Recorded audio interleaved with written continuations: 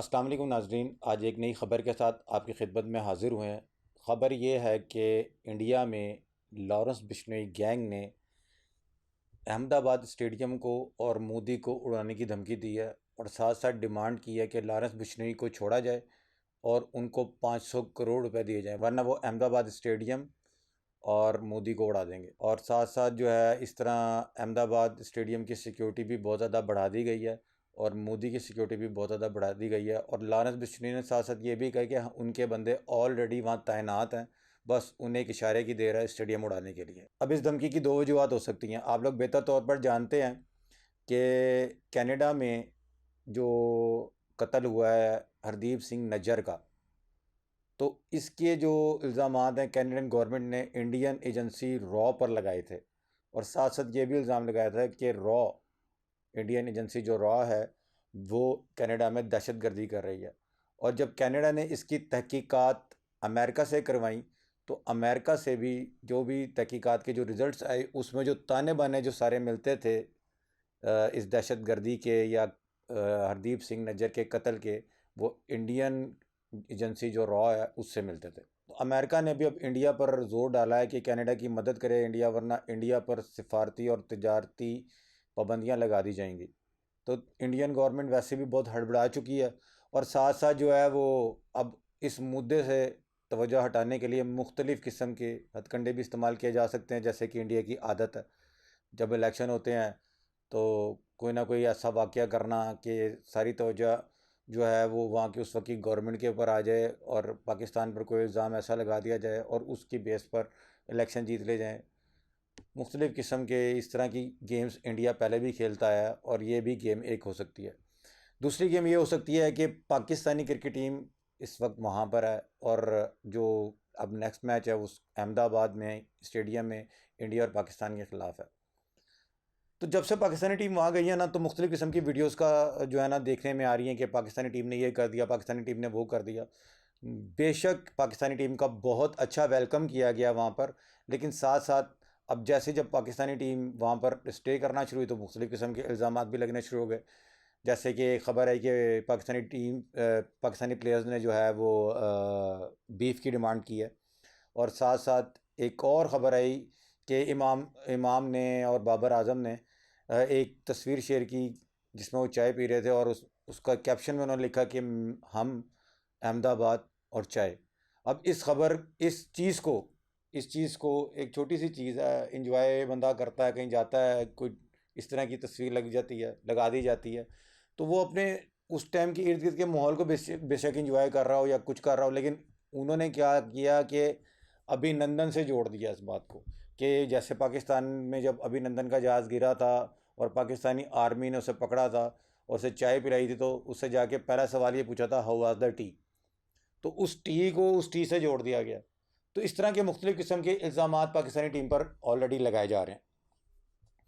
और ये जो सारा गेम प्लान किया जा रहा है ना, ये भी हो सकता है कि पाकिस्तानी टीम को इंडिया से भगाने की कोशिश की जा रही है कि इन पर सिक्योरिटी रीजंस की वजह से पाकिस्तानी टीम हम नहीं खिला सकते और पाकिस्तानी टीम जो है वो उस पर थ्रेट है और उसको वहाँ से भेज दिया जाए और वर्ल्ड कप से बाहर कर दिया जाए। और इंडिया के बुगस की जो हालत है वो ये है कि आप लोग ये देखें कि ना किसी पाकिस्तानी सहाफ़ी को और ना पाकिस्तानी शायकीन को कोई भी वीज़ा जारी किया गया है इंडिया में किसी भी मैच का।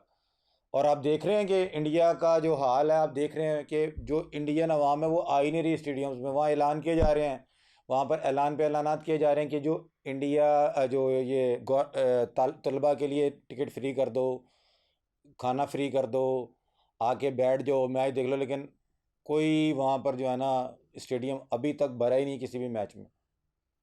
अब ये भी देखें कि हर वक्त कोई भी चैनल उठा के देख लें, कोई भी इनकी मीडिया टॉक उठा के देख लें, एंड कहीं ना वो जिक्र होता है पाकिस्तान का लाजमी कि इंडिया में पाकिस्तान ये कर रहा है, इंडिया में पाकिस्तान वो कर रहा है, दहशतगर्दी करवा रहा है, ये भेज रहा है, दहशतगर्द भेज रहा है। और यार दहशतगर्द टेररिस्ट तो आपने अपने मुल्क में खुद जमा किए हैं। अब ये लारस बिश्नोई, अभी 2 हफ्ते पहले जो सुखदोल सिंह की जो खबर आई है, एक ये भी है। अब आपको मैं सॉरी बात का ज़रा तसल्जुल टूटेगा, मैं इस मुद्दे की तरफ भी आपको लाना चाहूँगा। एक ये मसला भी है कि अभी 2 हफ्ते पहले हरदीप सिंह नज्जर के मर्डर के बाद एक और मर्डर कनाडा में हुआ है, सुखदोल सिंह का।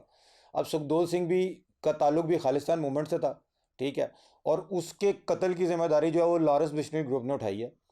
और उन्होंने ये कहा कि इस बंदे ने, सुखदोल सिंह ने, गोल्डी बरार के भाई को मारा था और हमने गोल्डी बरार के भाई की मौत का बदला ले लिया। गोल्डी बरार जो है लॉरेंस बिश्नोई का राइट हैंड समझा जाता है, और उस लॉरेंस बिश्नोई के बाद गोल्डी बरार ही है।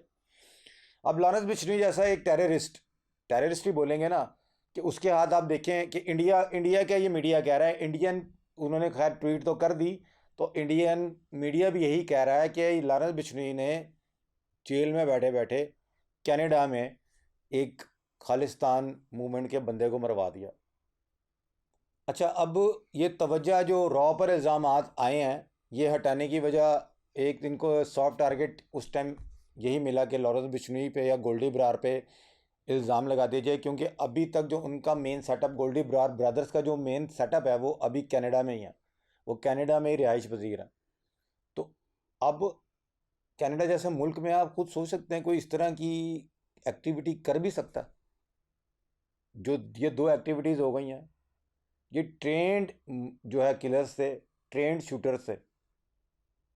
अब लॉरेंस बिश्नोई गैंग को या तो आप लोग हवा इतना दे रहे हैं कि वो अब तो कुछ भी करेगा, और उसका नतीजा आप लोगों ने देख लिया कि आज ये खबर आई है कि अहमदाबाद स्टेडियम को उन्होंने उड़ाने की धमकी दे दी है, 500 करोड़ मांग लिए हैं, मोदी को उड़ाने की धमकी दे दी है। तो इंडिया में मैं ये सवाल मेरा ये था कि आप किस बेस पर पाकिस्तान में इल्ज़ाम लगाते हैं, जब इतने बड़े बड़े टेररिस्ट आपके खुद के मुल्क में बैठे हैं, जो जेल में बैठे बैठे लोगों को मरवा रहे हैं। सिद्धू मूसेवाला का कत्ल लॉरेंस बिश्नोई ने करवाया, सलमान खान को धमकी देने वाला लॉरेंस बिश्नोई है। तो भाई किस चक्कर में जेल में रखा हुआ उसको? क्या उसके खिलाफ बस मुकदमे चल रहे हैं, वो जेल में बैठा लोगों को मरवा रहा है, धमकियाँ दे रहा है। कभी सलमान खान को धमकी दे देता है, कभी किसी को धमकी दे देता है वो, कभी अब मोदी को उसने धमकी दे दी। दहशतगर्दी के जो सबसे बड़े स्टार हैं जनाब कसाई मोदी साहब, अब उनको धमकी दे दी है उन्होंने।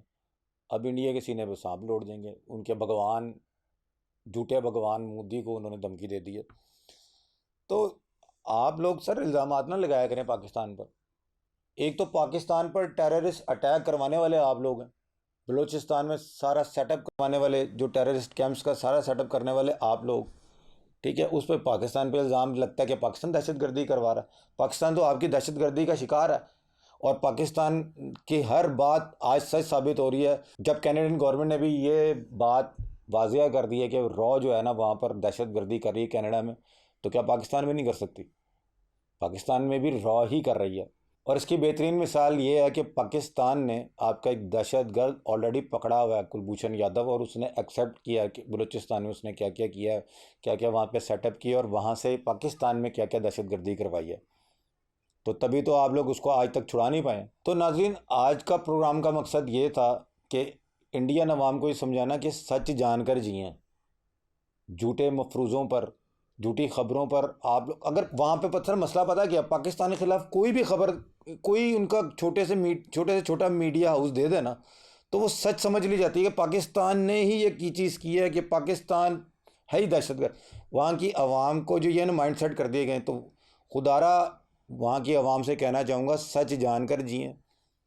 जो ये मफरूज़े हैं, झूठी ख़बरें हैं, इन पर तवज्जो ना दें।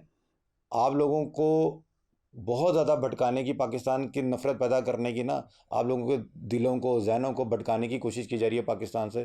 तो फजूल के मफरूज़ों पे, फजूल की ख़बरों पर जो है ना कान धरा करें, बल्कि तहकीक किया करें क्या ये ख़बर सच भी है कि नहीं। तो नाज़रीन, यही था हमारा आज का प्रोग्राम। इजाज़त दें, अल्लाह हाफ़िज़। अल्फ़ा न्यूज़ को सब्सक्राइब कीजिएगा और अपने जो है राय से आगाह भी किया करें कमेंट्स में। Thank you very much. अस्सलाम वालेकुम।